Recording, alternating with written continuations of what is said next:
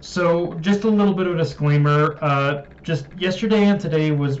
such a little bit of a shit show with what was going on with me that I'm going to get to the One Piece anime review tomorrow. Um, but okay, so right from the jump, I have to say this chapter not only retroactively fixed a lot of the pacing issues I had with last week's chapter, but also did the same on a contextual level because the amount of information we got leading up to the events of of the present and what happened in last week's chapter in this one was nothing short of kind of amazing on Horikoshi's part. And like every reveal, every bit of information that we were given in this chapter just flowed so naturally in how it was explained in context of the hero's plan. For example, having our boy Shinzo return in order to brainwash Aoyama and his parents to throw All for One off was absolutely brilliant. I mean, if you want to get technical about it, I suppose you could say there's a little bit of convenience from the fact that most of Shinzo's development with his quirks seems to all be happening off screen. But the fact that Shinzo has developed his powers to such an extent where even All for One couldn't detect the lie is both legitimately frightening and an amazing growth at the same time. Like it's moments like what we see in this chapter where Shinzo's potential as a hero really has bloomed into something far and away from how he started when he was first introduced, and how even it's his potential has been his potential as a hero has been even greater than even what I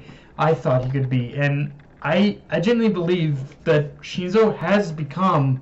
one of the greatest examples of heroes in his generation and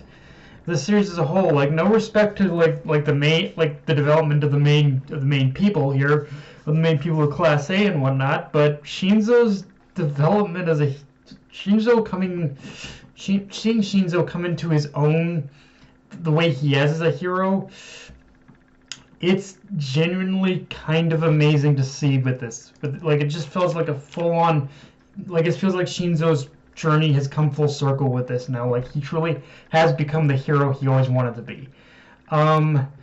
of course, things don't just stop there either, though, because as we also get the reveal of how the heroes managed to gain control over Warp Gate, which is through fucking Monoma. And yeah, I admit, for someone who was a Monoma hater from day one,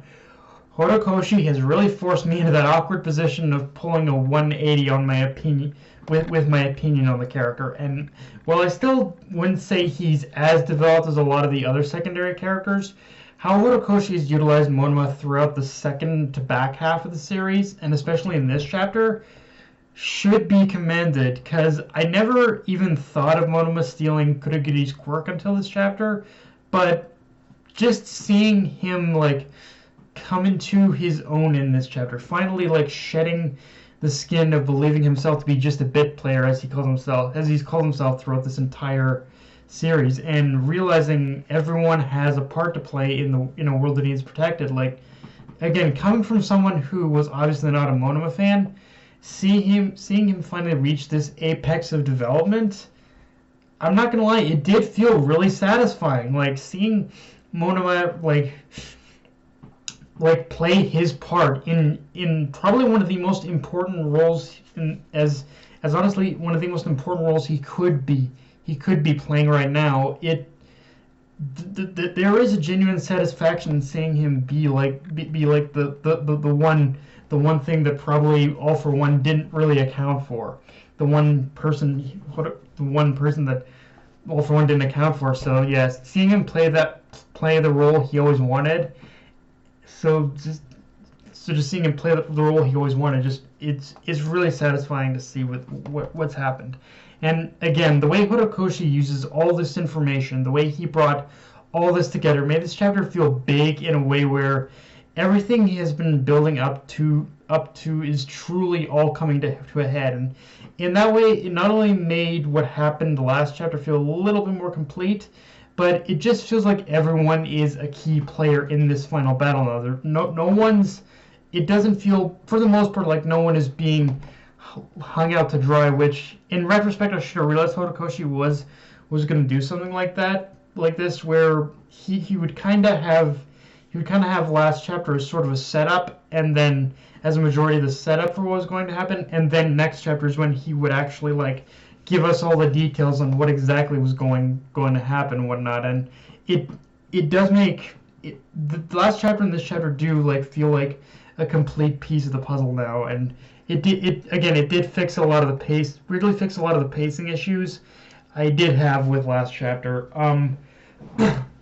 Now, with that said, obviously we need to talk about the back half of this chapter, where the plan fully goes into motion. It looks like the villains have been trapped, and yeah, this is kind of an interesting setup, because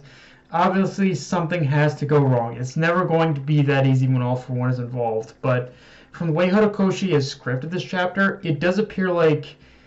the plan has worked in the sense of at least throwing All For One off a bit. Like the way All For One in this chapter, like the way his thought process was of saying all of this just to split us up, like the way that's formatted, it kind of indicates that for as much planning as All For One has done in this moment and up to this point, even he didn't expect this to happen. And it is a very ironic turnaround how in the first major battle at the villain's hideout, All For One used Kurogiri's warp gate to allow Shigaraki and others to escape, but now that same method is being used in their capture, and everything that was exposited about the nature of the trap, it's one of those things where it all sounds foolproof on paper, but as I said, it still feels too easy. And so the question right now is, what's going to be the hitch that throws the plan into disarray? Also, one other thing that really kind of stuck out to me about the vibe of this chapter is that in the same way this felt like a real turning point for the climax of everything coming together, all these players who had been built up now playing a major role, this chapter also feels like the point of make or break in terms of All Might's fate, because while Horikoshi has had All Might in situations where he's avoided his death up until now, this feels like the point where Horikoshi has to decide now if All Might is going to live or die. And for the most part, it seems like he's pointing All Might more in the direction of live, if the build up all seems to point in that direction. But it would be like it's one of those things where a lot of the build up he's done with Horikoshi a lot of the build up Horikoshi has done with All Might past the hideout raid arc is he's done it in a way where it feels like he could survive, but there's also that little window where he couldn't either, and I don't know which one to trust. And honestly, at the end of the day, though, regardless of what happens from here, I do like how we did get to see like the actual plan come together, rather than seeing absolutely everything falling apart. Because I'll be honest, like if Horikoshi had gone the route of not even giving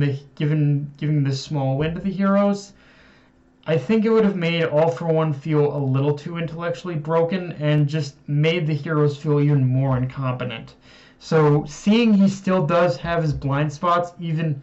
he let his overconfidence get the best of him, is a nice twist on Horikoshi's part. In fact, just from the idea that this trap came from underground, makes me wonder if this is Horikoshi's way of splitting everyone up and setting the stage for the actual battles to take place individually, and just make it easier for Horikoshi to handle how he wants to structure the battles and how he wants to see them play out. At least that's what I'm guessing he's doing with this, and that's even kind of what I'm hoping he does. But we'll just have to kind of wait and see, I guess. But yeah, guys, that's pretty much all I got for this review. If you enjoyed the video, like, comment, subscribe. Follow me on Twitter, @AnalystCrunchyroll. Be sure to hit the notification bell, hit the subscribe button, and just share the video around, guys. Dark Knight of Anime, signing off. Later, everyone.